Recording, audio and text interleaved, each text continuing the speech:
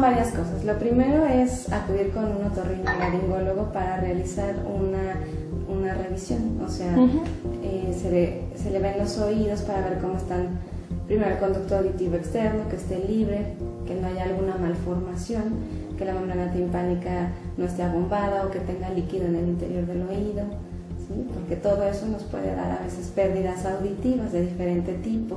Entonces, primero que nada se necesita una adecuada exploración física del paciente.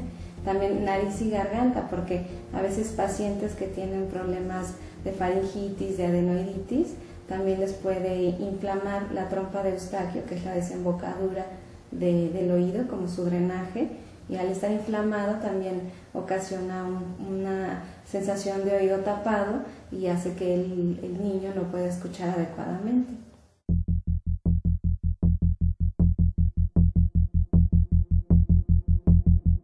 Una audiometría es un estudio en el cual se determina si existe o no pérdida auditiva.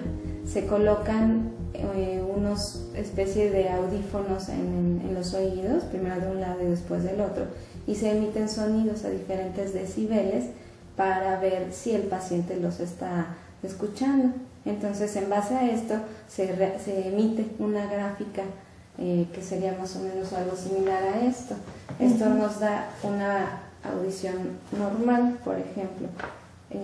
A partir de 20 hacia arriba es una audición prácticamente normal. Los niños deben escuchar incluso a 10 o en 0 o menos 10, algunos niños. Y ya de 20 para abajo, decibeles, pues empieza a haber pérdidas auditivas. Existen diferentes tipos, ¿no? Pero es más o menos como se ilustra una gráfica de una audiometría. Aquí son los decibeles, ¿no? Lo normal es de 20 para arriba y ya más de 100 pues es casi un oído que no va a escuchar. Y si lo tomamos en base a de derecha a izquierda, los tonos de 125, 250 más o menos se llaman tonos graves. Son voces de hombres o cosas que suenan muy ronco. Después viene la zona media y a la parte más izquierda tenemos los tonos agudos, que serían pues voces de mujeres o cosas que sean muy de tono muy agudo, ¿no? Un pi, ¿no? Un sonido más o menos así. La voz de la palabra decimos que se encuentra entre los 500 y los 2000 Hz. O sea, un humano cuando habla emite más o menos esas frecuencias.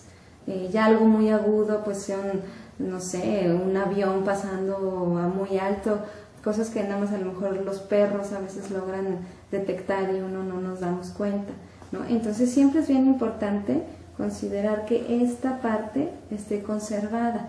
Por ejemplo, los viejitos cuando empiezan a perder audición empiezan a tener pérdidas en tonos agudos, que a veces no son muy detectables, por eso a veces no se le da tanta importancia hasta que alcanza esta zona, y que esta zona esté en unos decibeles bajos, ¿no? Entonces sí hay que considerar varias cosas en la audiometría.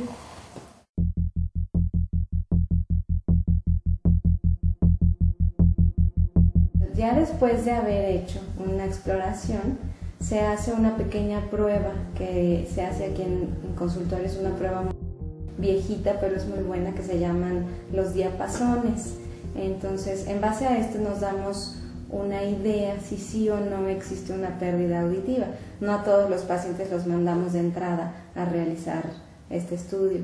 Entonces, solo si hay alteraciones en los diapasones, mandamos a un paciente a hacer una audiometría.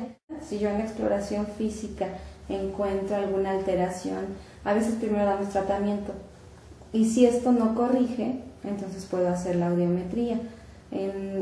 Ahorita en particular va dirigido a pediátricos, pero por ejemplo en personas grandes también que ya empiezan a dejar de escuchar bien, pues se realiza. En los niños a veces las infecciones virales como el sarampión, varicela, rubiola, sobre todo si esto da a nivel cuando está embarazada la mamá, puede dar pérdidas o sorderas de un oído o de los dos. También ya en un paciente pediátrico pueden dar también, aunque es menos frecuente, y está muy relacionado a veces cuando da meningitis. A veces los niños pierden el oído. También a veces lo que no muchos médicos se ponen a ver es que muchos antibióticos pueden ocasionar también pérdida auditiva. Entonces siempre hay que estar al pendiente. Nosotros como otorrinos, bueno, jamás damos este tipo de antibióticos, ¿no? Pero a veces otros médicos se les olvida o no lo sé y lo siguen dando.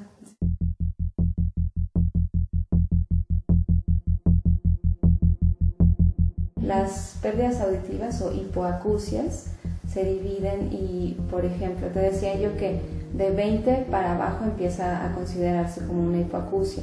Entonces, de 20 a 40 tenemos una hipoacusia superficial, de 40 a 60 una media, de 60 a 80 una severa y por abajo es una profunda.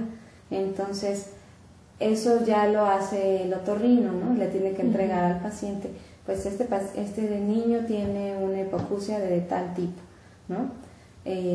Además, dentro de las gráficas de la audiometría, llevamos dos líneas por oído, digamos, una punteada y una corrida. La corrida habla de una audición que se llama aérea, que es lo que entra a través del tímpano y los huesecillos, y la otra es una audición ósea, que es lo que entra al vibrar o al transmitir el cráneo, ¿no? Entonces todo esto nos da diferente tipo de pérdida auditiva y nos da un tipo de enfermedad.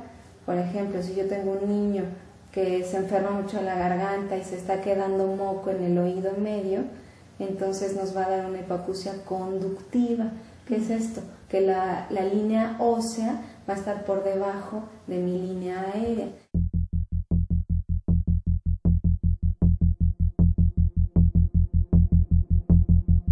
El audiólogo o el otorrino en su caso, en el cual ya debe de llevar o entregarle al paciente una interpretación de su estudio con un diagnóstico y un tipo de pérdida auditiva.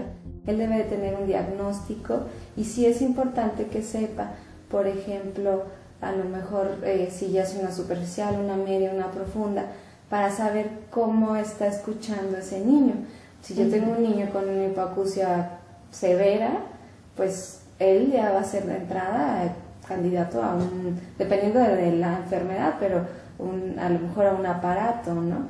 Si tengo un niño con una hipoacusia superficial o media, a lo mejor es suficiente con, obviamente que tenga su tratamiento y todo, pero que en la escuela considerar siempre tenerlo en las filas de hasta enfrente, estar al pendiente, o el niño también debe de saber que, que a ese niño hay que hablarle viéndolo directamente, no puede estar el maestro volteado en el pizarrón y esperar que el niño o los niños que tengan algún problema escuchen o entiendan su clase, ¿no? Entonces sí son ciertas cosas que tiene que considerar el maestro.